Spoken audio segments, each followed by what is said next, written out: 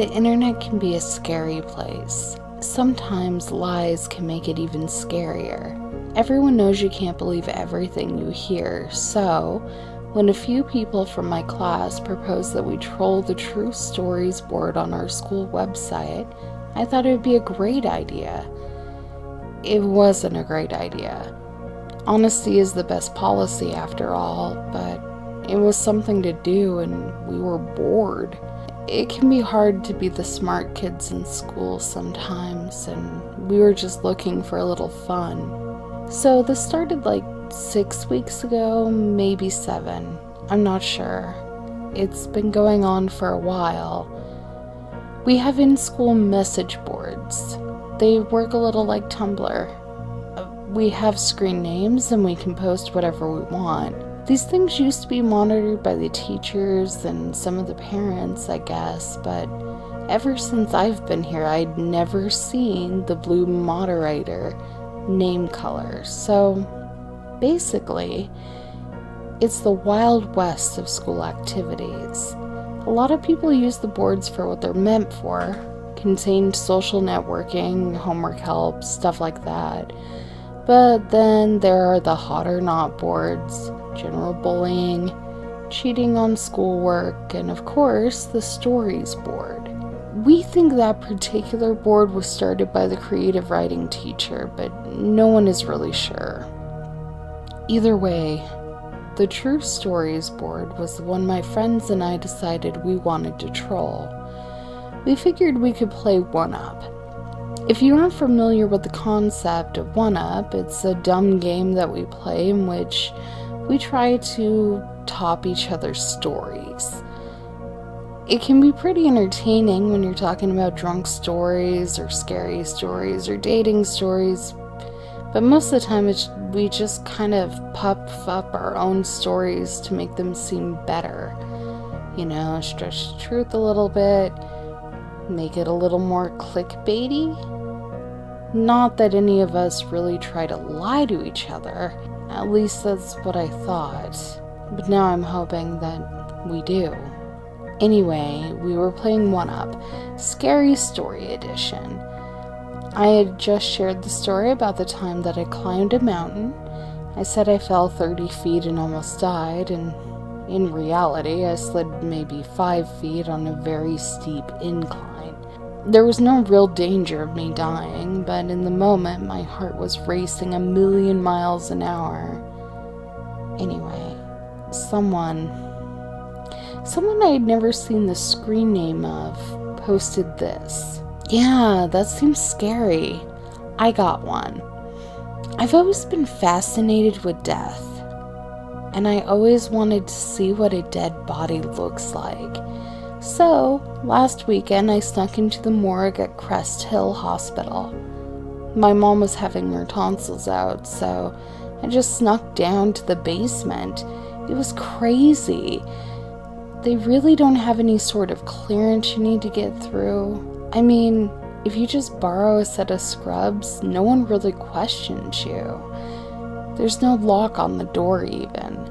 Can you imagine? I mean, I guess dead people aren't just walking out, but it's kind of crazy that I could just go in.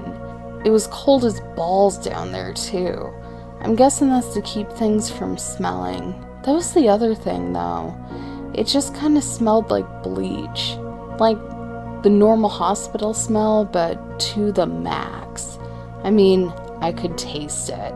They locked the bodies in these weird metal drawer things. I couldn't open any of them, but I didn't need to.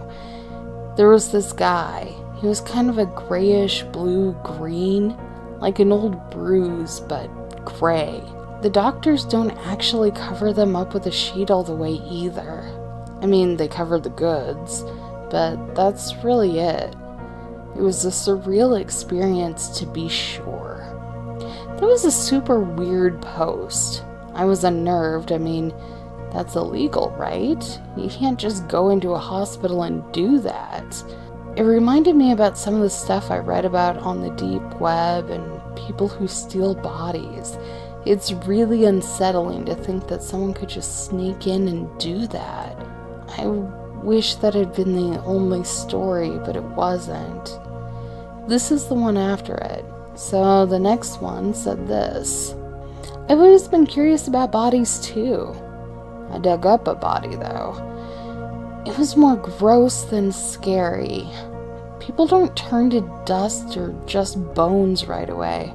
This lady had been dead for almost a year, so I figured she'd be bones for sure. But no, the worst part was the smell. Like, you know, if you're walking to school and someone hit a deer and the nastiness that comes with that? Well, it was like that, only worse. I mean, that and the bugs. There were so many worms and other things. Spiders freaking getting coffins, guys. I, for sure, am getting cremated. No bugs are gonna eat my face. It is nasty. I do not recommend it. I know for sure that is illegal. Digging up bodies is like grave robbing. Also, who the heck wants to see a dead body for real? It's disgusting. I wish I knew who that person was. I mean, I don't recognize the screen name. I thought maybe it was, the first one was one of my friends, and maybe they just got another school email. It's easy enough to do if you're smart, and like I said before, my group of friends are all pretty smart. I'm rambling. I guess I just really don't want to relay the next story, but you've made it this far, and besides, I need some advice about what to do. Remember how I told you that no one has seen the blue moderator name thing? Well, the last story came from one of those. That means the person who posted it is one of our parents, or a teacher, and that makes the whole thing worse. Their story is as follows. Well, kids, those are some really scary stories, but I'm pretty sure mine takes the cake. One Up is one of my favorite games, and this is the first time I've ever got to use this story, so here it goes. Over the summer, I went to Cancun. It was really pretty, and I try to get to an island at least once a year, and this year I went with my kids. It was beautiful. I had a wonderful vacation, and it was mainly because I was able to do what I do while I was down there. While the kids hung out at the beach, I hung out at the bars, picking up locals and trying to make new friends. That's a much harder thing to do as you get older, kids. Just so you know. Anywho, I met this guy. His name was Greg, I think. He wasn't a local, but a tourist like me, and we got to talking. He was nice, or at least he seemed pretty nice. So we hung out for a few hours. We had some drinks, headed out to the beach. It was getting late, and the beach is pretty unpopulated in the late hours, so we had the cove all to ourselves. We sat on the beach and talked for what seemed like hours, until the time had come. I go to the islands at least once a year for one purpose, and I never take a townie to the beach. I gave him my flask, and he took a long drink. Man, he was drunk, like sloppy drunk, slurring his words and stumbling. He wasn't being too loud. It's a good thing that I'm quick, though. I hit him in the side of the head with a rock. It wasn't a big rock, but you only need a little bit of force and to strike at the right spot. I caught his temple good, and he crumbled on the beach like a sandcastle being carried out to sea. And I went ahead and pulled him to the water's edge and let him lie face down in the ocean. The bubbles stopped pretty quick, and his body must have wanted to just give up. Most of them fight a little, but he just kind of went. It was still satisfying enough, though. I shouldn't need to fly back out over spring break.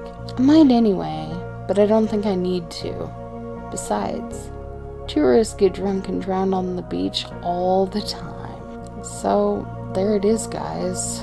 One of our parents, or one of the teachers, is a killer. I don't think I can call the police though, because my family, as well as a bunch of other kids and teachers, went to Cancun this year. Most everybody's parents hung out at the bars. We were all kind of pretty much on our own, which made our vacation awesome. But someone killed someone. And now, anyone who looks at the board will know. And the blue moderator tag thing, it makes the user pretty much anonymous, so there's no way of really knowing who the killer is. And even if we could figure it out, what if it's one of our parents? What should we do?